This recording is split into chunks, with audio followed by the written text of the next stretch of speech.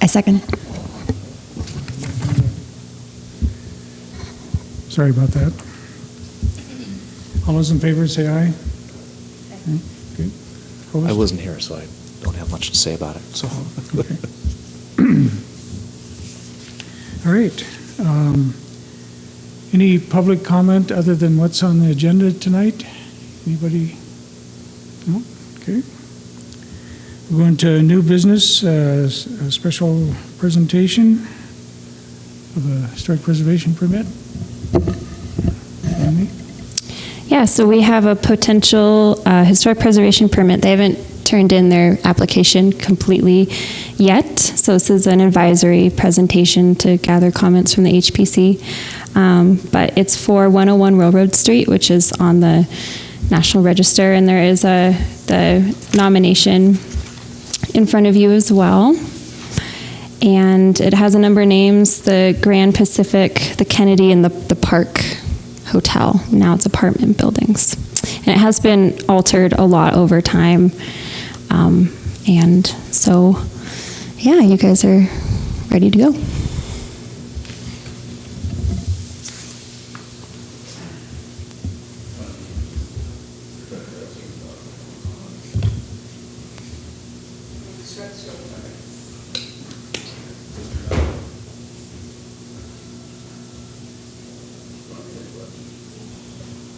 And if you state your name and David Gray, DVG Architecture and Planning. We're here to do a prelim presentation of the Park Place Apartments. It used to be the Kennedy Hotel. Pure West Real Estate is in the front commercial space right now, and they would like to expand into 2 of the interior apartments, which is behind these 2 windows. So to do that, there is right now, it's a through lobby in the building, so you can come in on Railroad Street and come out on Pine Street. We would be taking out the entry doors on the Pine Street side as a proposal. They're going to put a conference room there. It would land behind the arch in the facades, so we wouldn't be touching the facade. And then they would like to replace the windows in the 2 apartments, which are kind of falling apart, double hungs right now, and put in the aluminum storefront windows like the rest of the commercial space has on the side. Nothing on the opposite side of the building is going to happen. It's all on the Pine Street side. So in essence, right now there is a setback wood doorway about 8 feet from the back of the arch.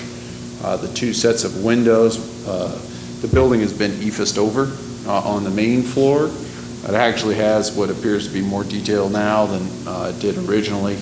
But what we would be doing is there's currently some awnings over the top of the commercial windows. We'd be doing matching awnings over the replaced windows, and then putting in a triple window inside the arch that is similar but not an exact match to the doors, current doors that are there.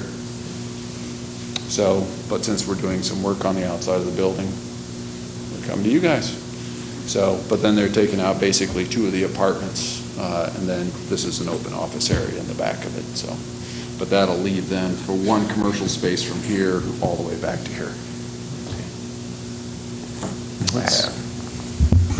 what's the rest of the facade on the ground floor there? On the ground floor, I don't 100% know. It looks like it's stucco originally, but it's all been effaced over. So there's effaced from here up to the band. From the band up, it's all brick, going all the way around the building.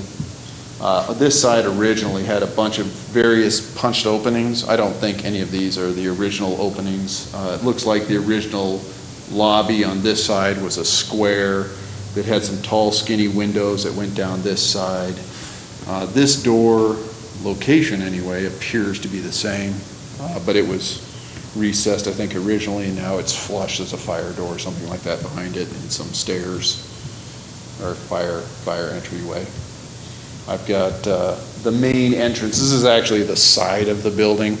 The side around the corner has a 45-degree entrance, and it points right at the train station across the street. So that was the primary entrance of everything, and this was really the wraparound no man's land. From what I can tell from the pictures, the other side along Railroad Street, it had a solid wall on the opposite side of the building, from here to here, was solid, had just a few windows up high in it.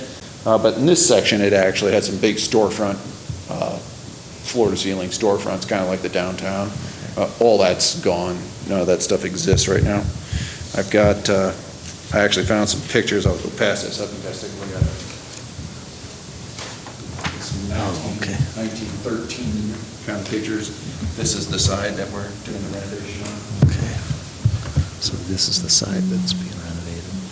Slide this over here. The application is in your packet too. Yeah. Okay. So we've got some blow-up pictures of this area and this area in the packet. Nothing on the other sides of the building because we weren't doing anything with it. Everything above the building up high is all painted brick. I assume it's the Missoula brick. It's hard to tell. You can't see any of it. But right now, the building, it actually looks pretty nice for what they did. I think Jim was involved anyway in the restoration or renovations of this. So there's some coining that goes on in between the existing commercial windows. We're proposing that this side's not exactly the same as this side, the way the windows work, but we're just replacing two windows. We're adding two of the coining pilasters on the side. The owners would like to paint these so the commercial looks like it extends uniformly across that whole facade. Okay. So they won't have an entrance in here any longer. They're actually going to use this entrance on this side of the street anyway for the residential. That's a stair tower that goes up. So they'll have this, but on the back side, there's a matching arched entryway, and that'd be the primary entrance for the residents if they choose to use it. But that's it. That's what we have. It's excitement. Any questions? Or anything you'd like to see a little bit? I'll just mention, it was pretty much covered up on the first floor. If you look at the Park Hotel Yeah. photos, it was totally different than this. So it was pretty much covered over, and a lot of the areas have been cut out, so we just replaced as much as we could. But, Yeah, I mean, it's useful, I mean, for what they've got now. Yeah. It doesn't look like the exterior on the upper floors have changed. I think those are No. pretty The roof had close to original. collapsed clear to the first floor just about, so. What collapsed? The roof had already collapsed clear down to the first floor pretty much. Oh, so in it the was back sitting section empty. of it when we got involved in it, so. Oh, my It was gosh. a complete redo of all the structure and floors and everything up there, so. Okay. Yeah, I was curious whether or not all the apartments were original upstairs or not. It's got a really pretty hallway. They were It's got laid some out nice pretty wainscoting. much new apartments because it had all been damaged. They'd all been The damaged. water was, it was bad all the way down. So it was interior was completely gutted because we couldn't save any of it. Oh, And a okay. lot of it had been changed over the years anyway, so.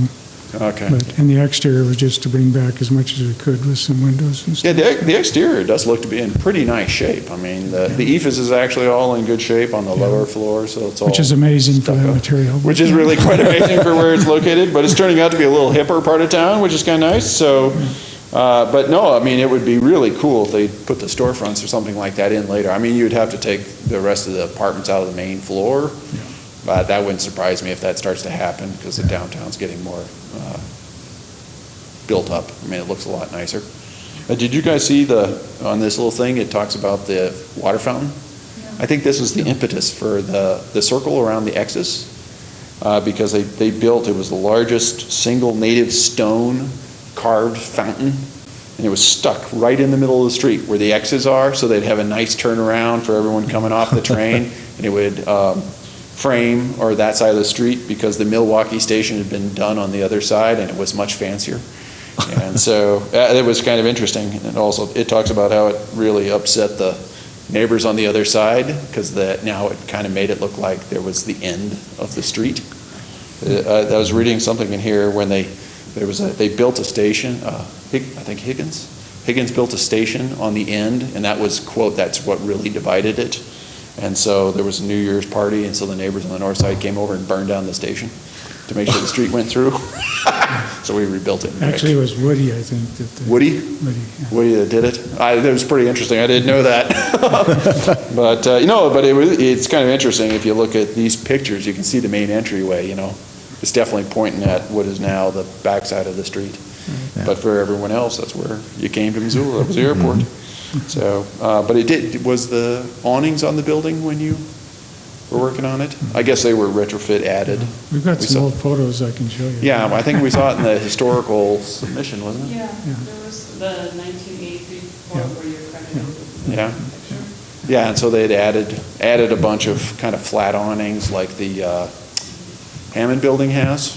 It's with just a flat roof with some real low rods coming out to hold it. Okay. And so those had all been taken off. I don't know if if the ceiling rotted in the ceiling. I'm sure those things are ready to fall off. But the original photos here, none of that stuff was existing. The canopies we have added, those are just bolt-on framed fabric, so they could come off. But Yeah. we're just matching what they have so they can keep the same theme going across. But, it should be a good project, so. Did you guys have anything that you wanted changed or manipulated? Or? No, I think it's pretty straightforward, I think. Yeah. And, I mean, you're not You still have to go changing through the permit size of the process, I openings guess, but or, hopefully it'll Yeah, work. we're going right into just- the same hole. yeah, so if you're Well, not plus, I don't really even know tearing what's into the around the building, hole. you're, Huh? yeah, so you're not really tearing into the building, just replacing No, we're swapping windows out the windows and pulling the one door out and sliding the wall just behind the arch. That's the sum total of it. So most people probably will not even know the outside of the building changed, other than probably the paint. Because we're gonna add the pilaster and a little bit of that darker color that's currently on the lower floor. That's the only thing people are gonna see. But, all right, Thank you. let you go. All right. Or any other questions or comments? I'm sorry, I didn't. Okay. Okay, well, thanks. Next is, And sorry, I meant to ask. You're adding the pilasters on the left side, right? And that's just to match the ones that are on the right side? Yeah, they wanted the commercial feel that exists right now in the corner. Okay. Which is currently commercial. They wanted that to extend across their business facade. All that stuff was added. Yeah. It's not in the original building, doesn't seem to have any of it that we can see. No. So that was something that was added on the ephes. So this would be pilastered added at ephes to match. Do we feel okay with adding more on original detailing? yeah, Yeah? I don't have a problem. Yeah. I think so, because it'll be an ephes, right? It's ephes, And yeah. putting it over Ephes. brick, you can always pull that back off without major damage, right? Oh, yeah. I So- assume the foam's is glued on. It'd be Kinda probably a lot of polka dots. Considering it reversible, and, replacing windows, I don't know, I mean, if I'm going to nitpick, I'm going to say, leave the wood and the double hung and the residential feel, because that's what the history was. Yeah. It's not original openings, though. Right, but when you say, oh, well, it's commercial and we want the commercial feel and we're doing the EIFS, then keeping the residential windows doesn't make much sense Yeah. either way, so I don't think it's that big a deal. Great. All right. Thanks, guys. Thanks for your time. All right, the next presentation, Kate? You need, are we else set up? Thank you. Yeah. Hi. I have a couple handouts.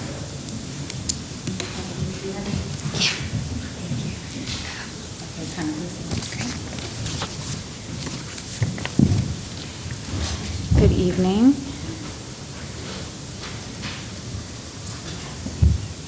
I have a PowerPoint, but I'm not going to bother because it's just us. Oh. And two of you know me really well.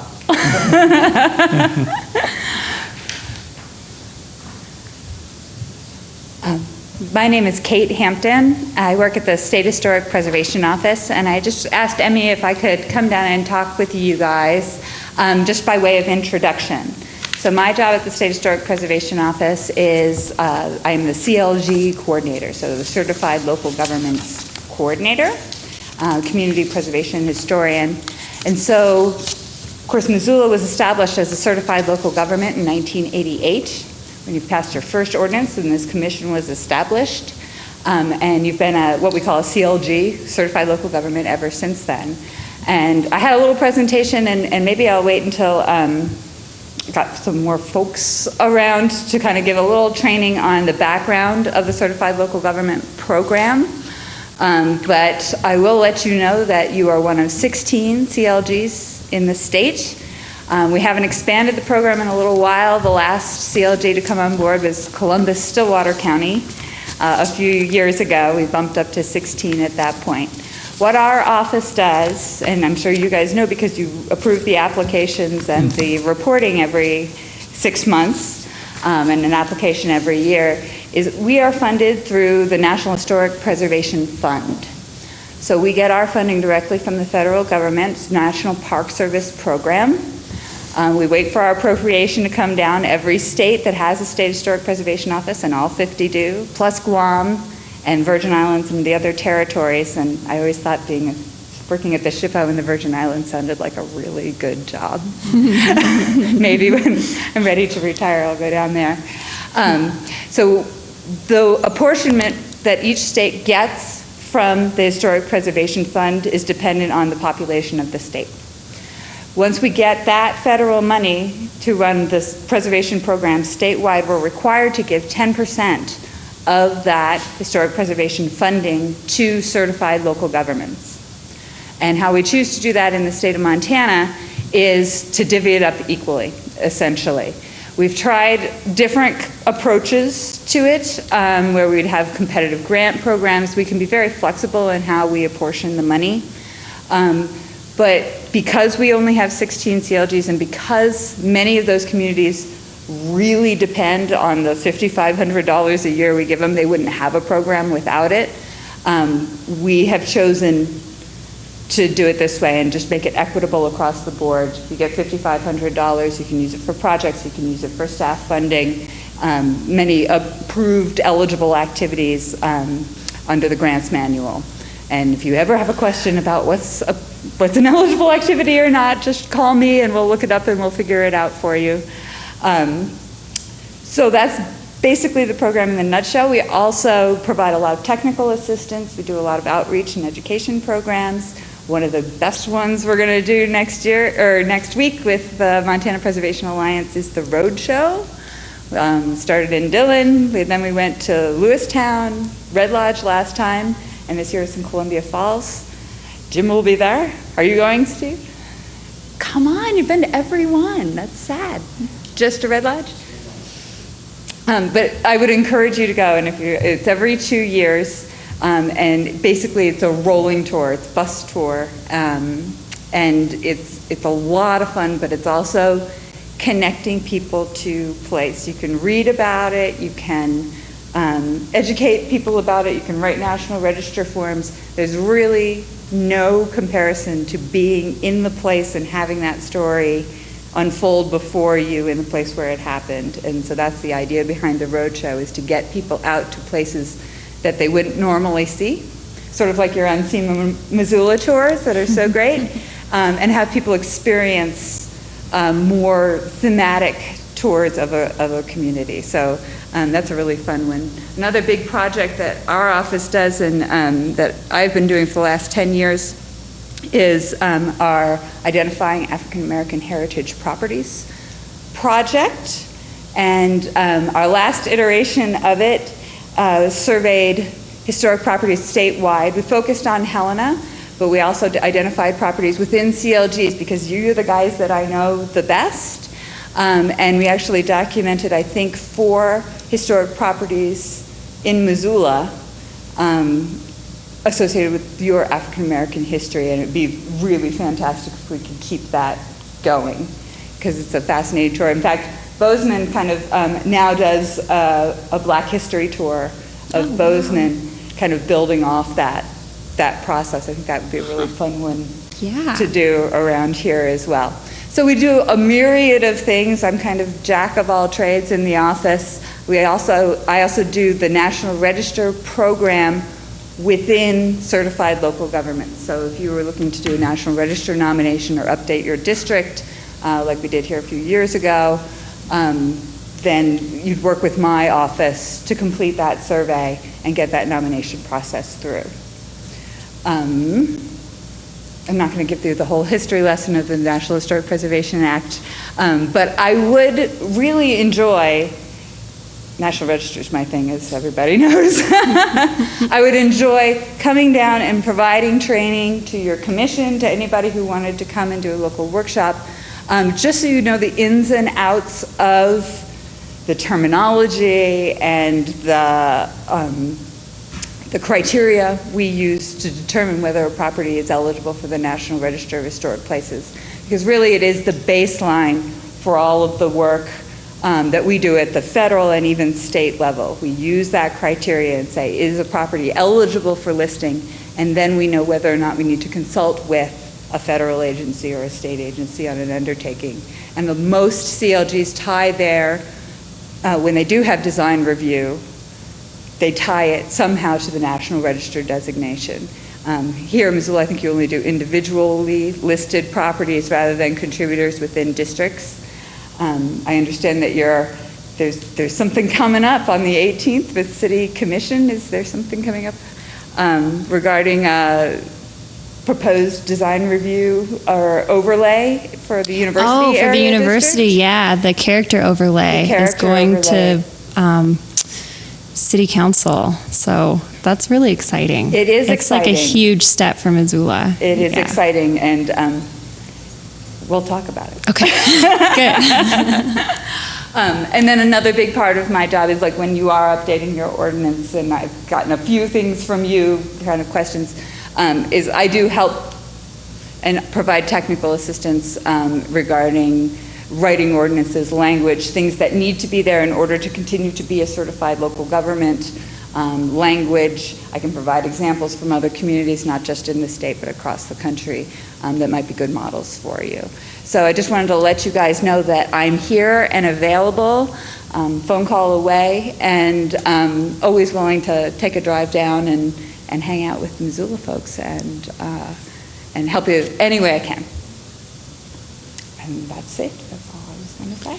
Would you ever consider doing a training on the National Register to not council or city folk, but say like the Missoula Organization of Realtors or something along those lines? I have been saying, I would love to do that. Absolutely, kind of the myths behind the National Register, and Yeah. I would absolutely adore doing that.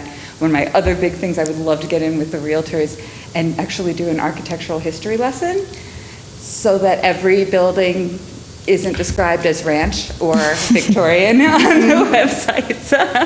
But I would love to do those kind of trainings. That's my wheelhouse. And I'd love to do public forums, more general stuff.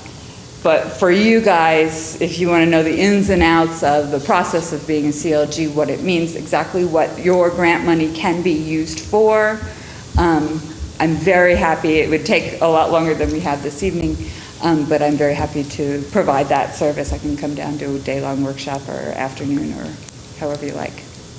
You bet. Awesome. And I'm very entertaining. You should see my PowerPoints. They're awesome. I believe it. Very good. Just quick, the African American locations in Missoula. Where are those? The ones that you identified? 3 at least are on the north side. Yeah. And I'm not going to remember the names. And the they're- Dorsey House. And of course, Mr. Dorsey was the next generation, was the first black graduate of the law school.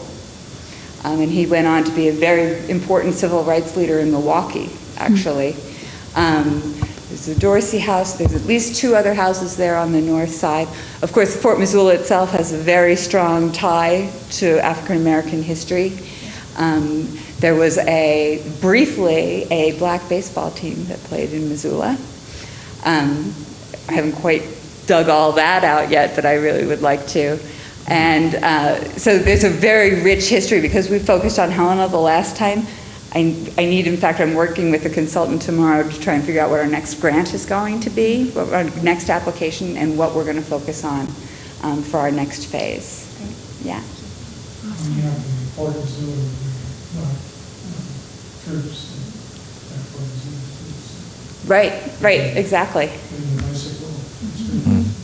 The bicycle corps, absolutely. And we added that, we recently, though they weren't the bicycle corps, the 10th Cavalry and the other exclusively African-American troops were stationed not only at Fort Missoula, but also Fort Keogh and Fort Assiniboine. And we just recently updated the Fort Assiniboine National Register nomination to recognize it for its national significance on the border up there, and highlighted the Black experience up there. So Havre, actually, we did quite a few surveys of prominent families and important families in Havre and their properties as well. And we won an award. 2. So we're really excited about that, and we want to keep the ball rolling. We'd love to do more in Missoula, even just developing a walking tour and identifying these different places. Yeah, that'd be great. It'd be really fun. Awesome. Yeah. Okay, Great. thank you. Remember my name. Thank you. Thank you. Thanks, Kate.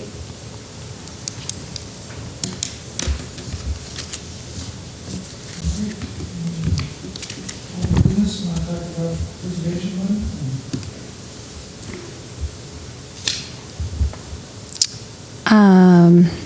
I can cover that in my staff report if we want. Yeah, that's fine. Anybody from Preserve Historic Missoula?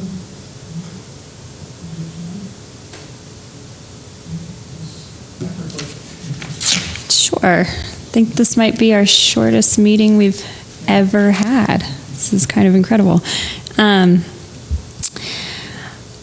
So going off of that, first, I've been working a lot on the demolition ordinance, and it's been since April since we saw each other, so a lot has happened with that. We sent out a letter to property owners who own individually listed buildings and requested comment from them and explained everything. We also held an open house informational night for them to come and see what we're doing, but we didn't actually have anyone show up, and we had 0 comments submitted, which I think is a good thing. No one, usually when people submit comments, it's because they're opposed to it, so I'm okay with that.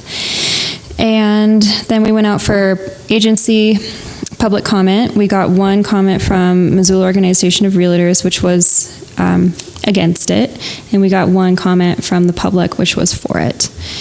Then, actually on Tuesday, I presented the ordinance to Planning Board, and that went really well. It passed unanimously without any amendments. So they made a motion to take it to City Council. So next we're going to LUP, either on the 20th or the 27th, followed by a first reading by council, then a public hearing by City Council. So ideally, this will be passed completely by the end of July, which is great. We're almost there with it. And it's all public, so if you want to read where we're at with it, there hasn't been that many changes since you guys reviewed it. It's on the city website. The Moon Randolph Homestead, there's a lot going on there. They did apply for the Missoula History Foundation grant for rehabilitating the root cellar, but they weren't selected this year. During Historic Preservation Month this May, we had a great showing of architects and engineers. Bruce and Paul really rallied their troops, and we had a big group come up and do some quick structural assessments of the barn and the Randolph house and measure drawings, which was really helpful because we have our very first historic preservation intern this summer, Tina McCarthy, who's right there. And she came all the way from Western Massachusetts to do this internship with us. And she came in on the 28th of May. And what she's doing is documenting, doing measured drawings and records of the Randolph barn. And that's because it's, especially what we learned after the workshop of volunteers, is that it's could, if you blow on it too hard, it could come down.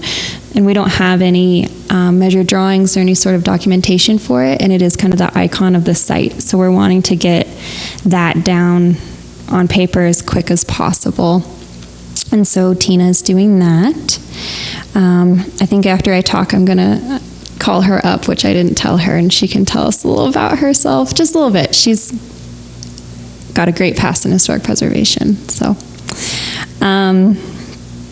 and the fairgrounds, the HABs documentation, the HABs quality, it's not formal HABs by any means, but the documentation has been completed and deconstruction has started for the building slated for removal. So they're moving forward with that. They did do a full survey of the race track before that is going down to more in detail, far more HABs quality ask for that. As far as Preservation Month, I think it was a great success this year. We had a really fun awards.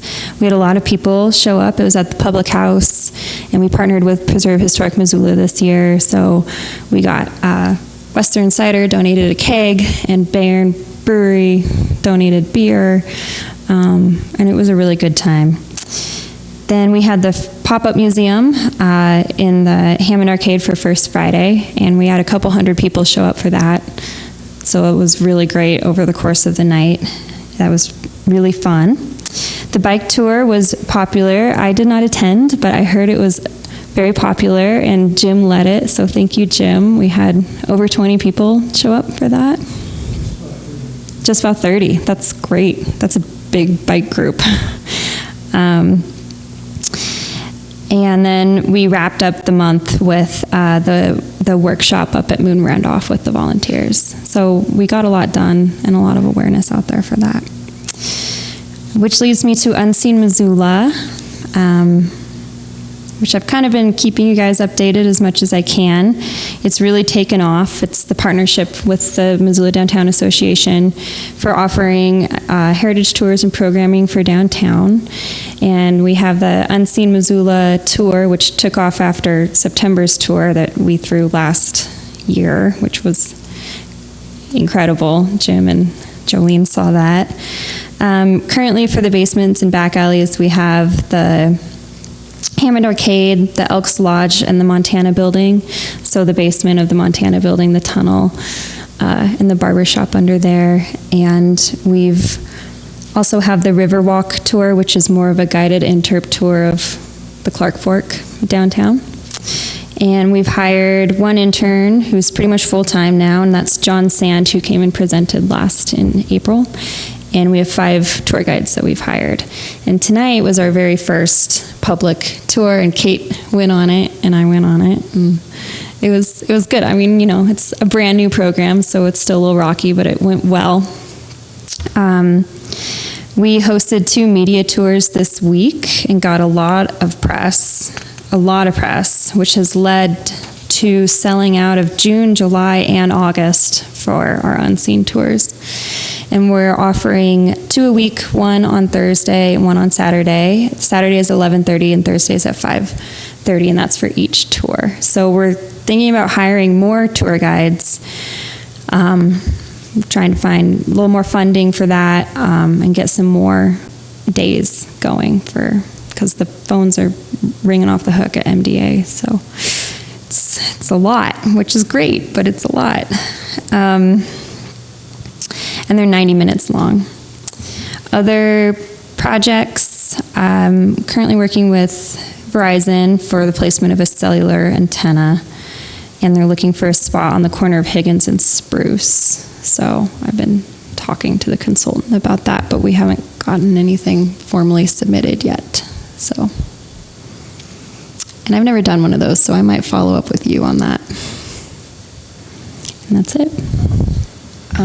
Yeah, I'm curious, with this first tour, what was the demographic of who showed up for it? Well, we're capping the tours at 12 people, just because the spaces are tighter in this one. But it was just kind of there was one kind of older-ish couple, two younger girls. I'd say that it ranged from about 25 to maybe 55, Yeah, kind of in there. yeah. It's spread out.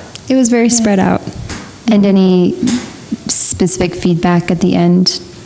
Well, we're sending out surveys to everyone online afterwards to try and get feedback, but we had to duck out early to get here, so I'll be interested to hear. And then we did also offer, we've done, I think we did 4 pilot tours where we just did it kind of ourselves and got feedback too. And with the MDA, they kind of put that on and they did their own board and stuff like that. But yeah, we're going to get surveys and we're going to see what people think, which will be interesting. Yeah. And there was a Missoula Current, KPAX, KECI, and the radio did press on it, and it's kind of fun. So you guys should look it up. Mentions the Historic Preservation Commission. So. Yeah, great. Sounds good. At least the articles are very good. That was that could have gone really bad if they were bad articles. So I was pleased. Yeah. Good. Any more comments or questions? Just Tina, do you want to just give us a little background and where you're living and how it's going up there? Sure.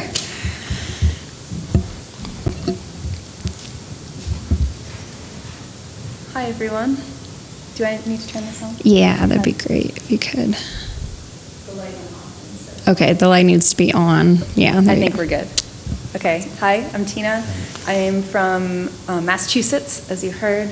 I live in Worthington, Mass., which is foothills of the Berkshires, if you're at all familiar. You would call them hills. They're not really mountains. But anyways, it's a really rural area. That's where I'm from. I just graduated with my master's in historic preservation from Boston Architectural College. And I have done window restoration in the past, and I've also managed a historic house, the William Cullen Bryant House in Cummington, Massachusetts.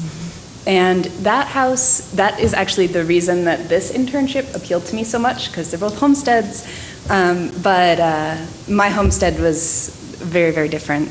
It was a gentleman's farm, essentially. He grew up in Cummington, but he moved to New York City and lived there most of his life and came back, bought the family farm, and made it into a fabulous gentleman's farm, which has completely vanished.